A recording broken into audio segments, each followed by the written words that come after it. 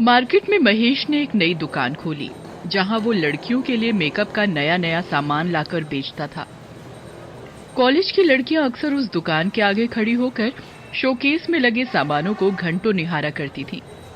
महेश भी हर सप्ताह उन लड़कियों को आकर्षित करने वाले नए नए सामानों को लाकर लगाता था। एक बार अंजू उस दुकान से कुछ सामान खरीदने के लिए आई। भाई, आपके पास काजल कौन सा है? कोई नया प्रोडक्ट आया हो तो दिखाइए। हाँ जरूर, अभी दिखाता हूँ। मेरे पास कई विदेशी कंपनी के भी काजल हैं। इंडिया में इनको बहुत खरीदा भी जाता है। ये कहकर वो उसे कई तरह के काजल दिखाता है जिसे अंजू हाथ पर लगा लगा कर देखने लगती है। मुझे ये वाला देना। महेश ने अंजू को वो काजल दे दिया। इसी तरह उस महेश की बिक्री धीरे धीरे बढ़ने लगी।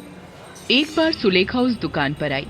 वो महेश से बोली, सर, आपसे मैं अपने लिए एक फेवर चाह रही थी। बताइए, मैं आपके लिए क्या कर सकता हूँ? जी, मैंने कुछ बैंड बनाए हैं जिन्हें लड़कियां अपने हाथ में पहन सकती हैं। क्या इन्हें बेचने में आप मेरी मदद करेंगे?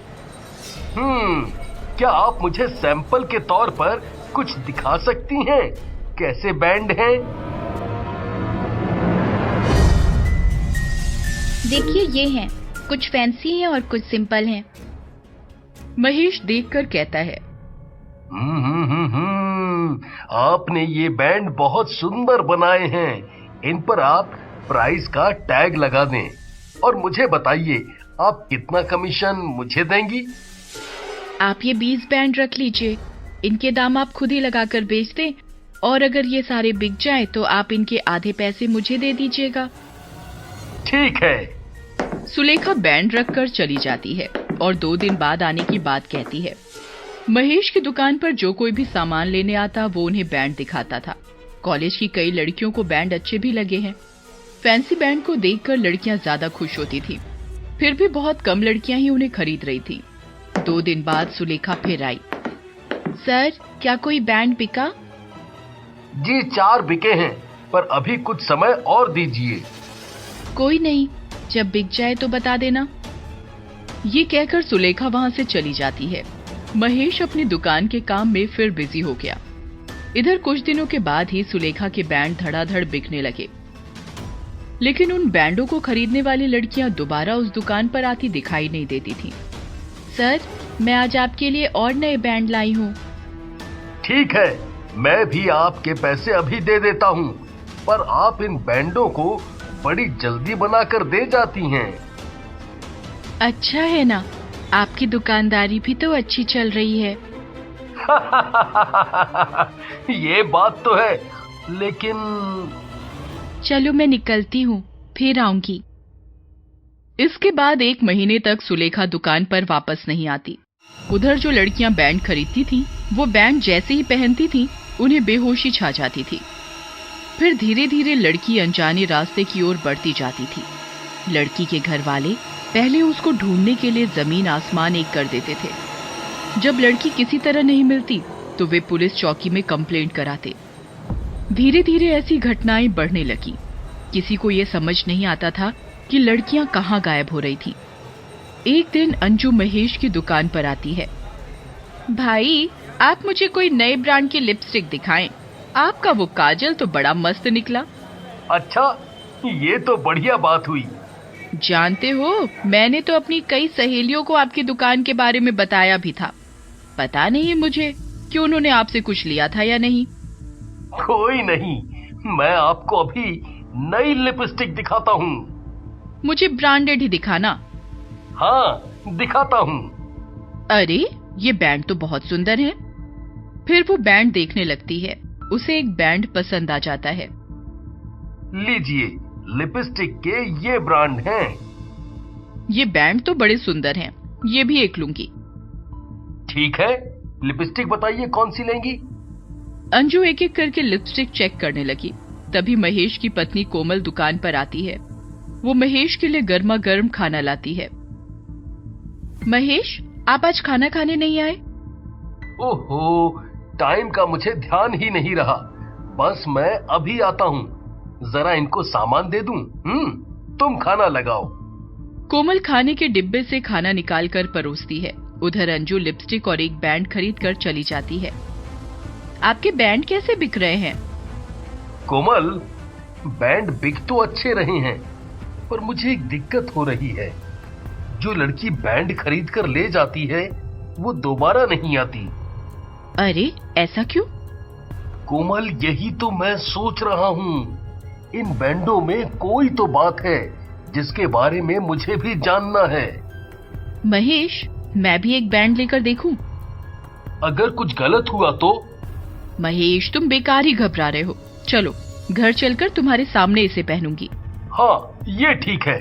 चलो अब तुम घर जाओ, मैं शाम को अपने साथ बैंड ले आऊंगा। कोमल मुस्कुराकर घर चली जाती है। उसे महेश की ये फिक्रमंदी बहुत अच्छी लगती है। उधर अंजू वो बैंड लेकर घर पहुंचती है। उसकी छोटी बहन नीतू स्कूल में 10वीं कक्षा की छात्रा थी। वो अंजू द्वारा लाई लिपस्टिक देखकर कहती है, दीदी ये तो बड़ा चटकीला रंग है, इसे लगाओगी?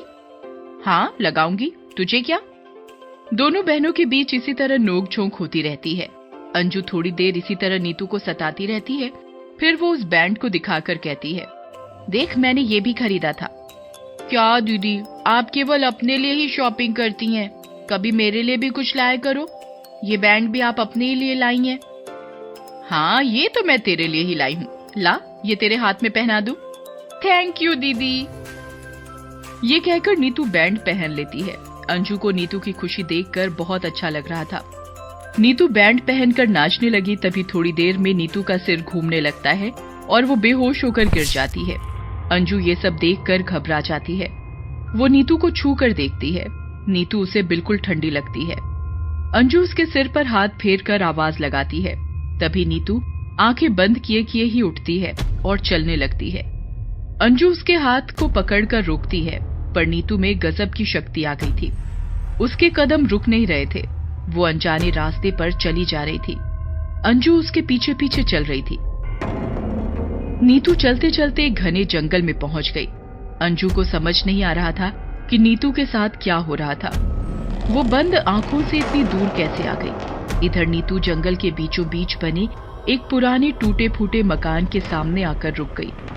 अंजू भी उसके साथ रुककर सोचने लगी कि वो क्या करे कि तभी एक चुड़ैल घर के बाहर आई और उसने नीतू के हाथ बांध दिए। अंजू चुड़ैल को देखकर एक पेड़ के पीछे छिपकर खड़ी हो गई। उधर नीतू चुड़ैल के साथ घर के अंदर चली गई। अंजू को नीतू की चिंता हो रही थी। तभी उसने महेश की पत्नी कोमल को आते देखा। कोमल के साथ महेश भी पीछे पीछे आता हुआ दिखाई दिया। कोमल को भी चुड़ैल ने घर के अंदर कर लिया था। अंजू ने महेश को पीछे से आवाज देकर अपने पास बुला लिया। अरे आप यहाँ कैसे? मैं अपनी छोटी बहन के पीछे पीछे आई हूँ। अचानक वो बेहोश हो गई थी, फिर बंद आंख किए ही वो यहाँ तक आ गई है। मैं उसे लेकर बहुत परेशान हो गई हूँ। पता नहीं ये चुड़ैल कहाँ से आ गई। आपकी पत्नी भी उसके कब्जे में आ गई है।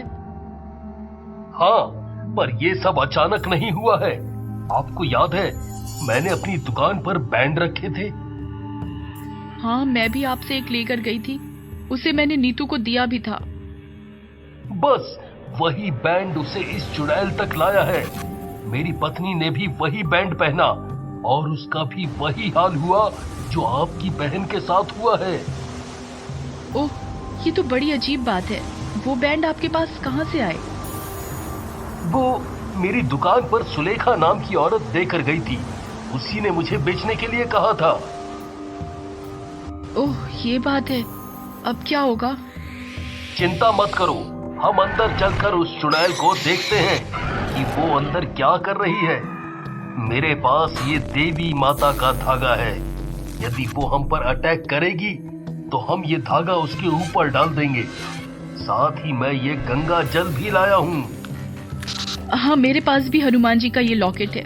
चलो अंदर चलकर देखते हैं। दोनों अंदर जाकर देखते हैं कि एक बड़ी सी अंगीठी जल रही थी, जिसके ऊपर कई लड़कियों को मारकर लटकाया हुआ था।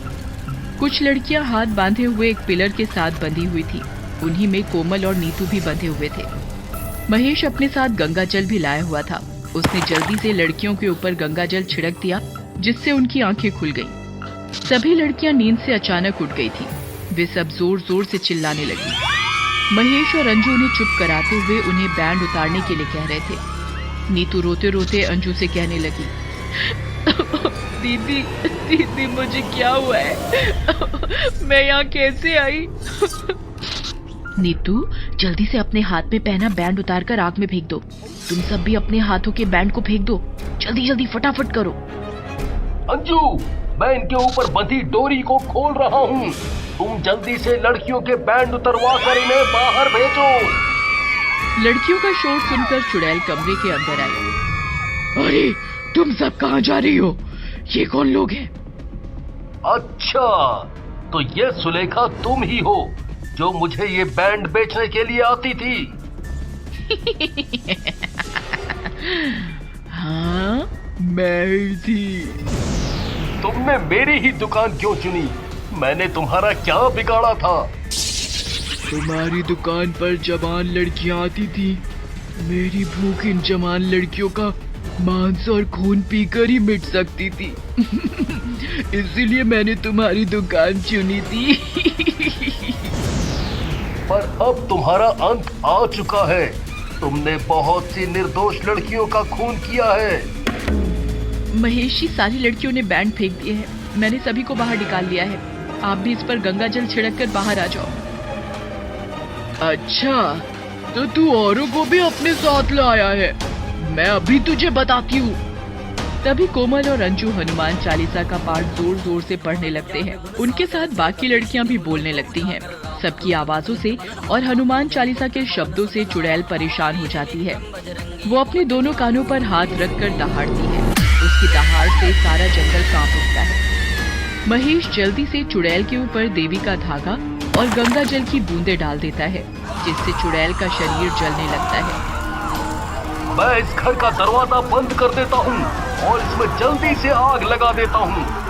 वो चुड़ैल अंदर जलकर भस्म होने वाली है। सब लड़कियां मिलकर महेश की मदद करती हैं। थोड़ी देर में ही वो घर धुंधु कर जल जाता है। चुड़ैल जलते हुए भयंकर आवाज निकाल रही होती है।